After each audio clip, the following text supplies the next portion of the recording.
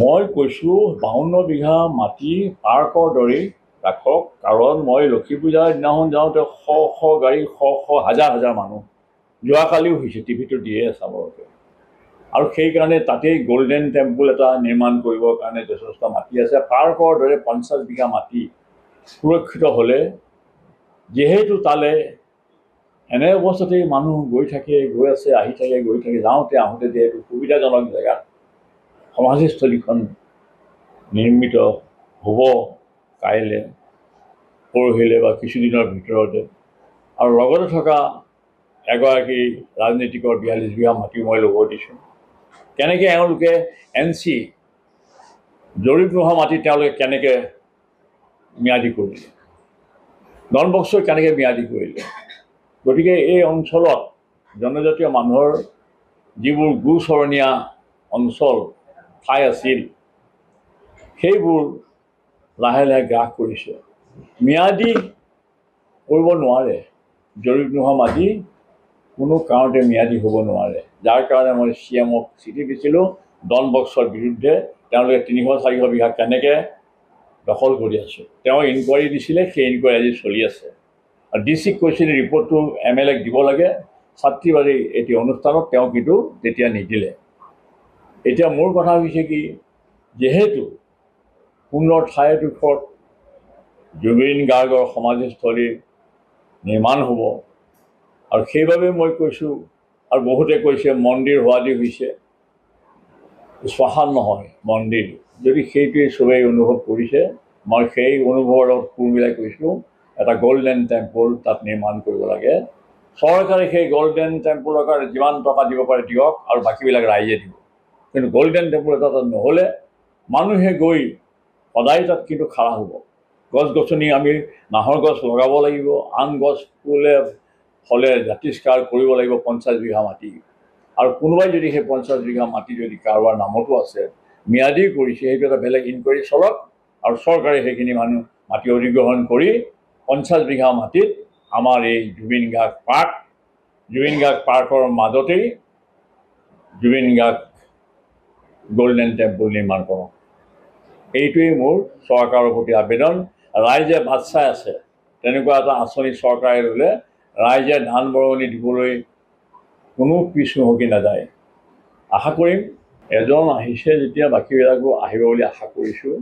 যদি নাহে, তেওঁলোকে যদি ছিংগাপুৰৰ নাগৰিকত্ব লৈছে, অসমত তেওঁলোকৰ যদি ঘৰ মাটি বাৰী ভেটি নাই, পিতৃ ভেটি নাই, তেতিয়াহ'লে আমাৰ ক'ব লগা নাই।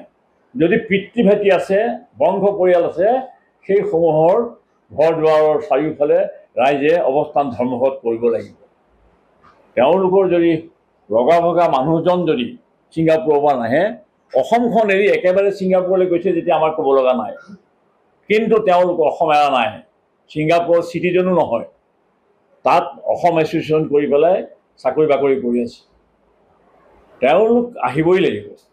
তেওঁলোক যদি নাহে, চৰকাৰে অসুবিধা বুলি কৈছে যদিও ভাৰত চৰকাৰে, অসম চৰকাৰে কথা পাতিলে নিশ্চয় তেওঁলোক ইয়ালৈ আহিয়েই তেওঁলোকৰ বক্তব্য ৰাখক। তালৈ গৈ তেওঁলোকক সোধা পোছা কৰাতকৈ মই ভাবোঁ যে ইয়ালৈকে আহক, আৰু ইয়ালৈ অহা কথাটো তেওঁলোকে বিবেচনা কৰক, আৰু অসমৰ ৰাইজেও এই বিষয়ে চিৰিয়াছলি লওক। আৰু তেওঁলোকৰ ভেটি মাটি যদি ইয়াত নাই, পিতৃ ভেটি যদি ইয়াত নাই, আৰু কেতিয়াও অসমলৈ উভতি নাহোঁ বুলি যদি গৈছে, তেতিয়াহ'লে আমাৰ কৰিবলগীয়া একো নাই বুলিয়েই ক'ব লাগিব। তেতিয়া অন্য কোনো ব্যৱস্থাৰে তেওঁলোকৰ ওচৰলৈ যাব লাগিব। চৰকাৰখনে সঠিকভাৱে আগবাঢ়িছে বুলি মই বিবেচনা কৰিছোঁ, আৰু খুব সোনকালে কিবা অসমৰ ৰাইজে ৰিজাল্ট পাব সেইটো আশা কৰিছোঁ। যদি কিবা খেলি মেলি হয়, তেওঁ নিজেই কৈছে যদি সঠিকভাৱে মই যদি বিচাৰ নকৰোঁ, লাগিলে আপোনালোকে আমাক ভোটে নিদিব, এনেকৈ নিজেই কৈ দিছে। গতিকে কথাবোৰ তেওঁ খুব সাহসেৰে বা খুব গভীৰভাৱে লৈছে, চিৰিয়াছলি লৈছে। আৰু সেইকাৰণে মই চিৰিয়াছলি লোৱা কথাখিনি কেনেকৈ তাৰ ৰিজাল্টটো আমি পাম, কিমান সোনকালে পাম, সেইটো অসমৰ ৰাইজৰ কিছুমানৰ ধৈৰ্য হেৰাই গৈছে, বা ধৈৰ্য ধৰাৰ কাৰণে তেওঁলোকৰ আৰু মানে দেৰি হোৱা যেন লাগিছে। মই কিন্তু শুদ্ধকৈ সুন্দৰকৈ তদন্ত হওক সেইটো কামনাৰ কাৰণেই মই বস্তুটো এতিয়া গল্ডেন টেবুলৰ বিষয়টো যে আনিছোঁ এইকাৰণে তদন্ত সেইটো চলি থাকক।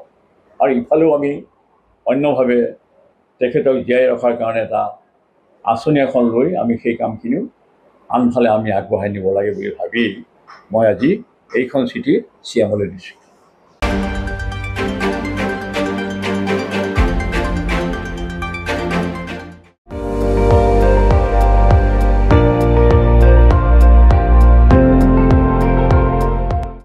আপুনি চাই আছে ND24, সৰ্বশ্ৰেষ্ঠ নহয় সৰ্বোত্তমৰ দৌৰ।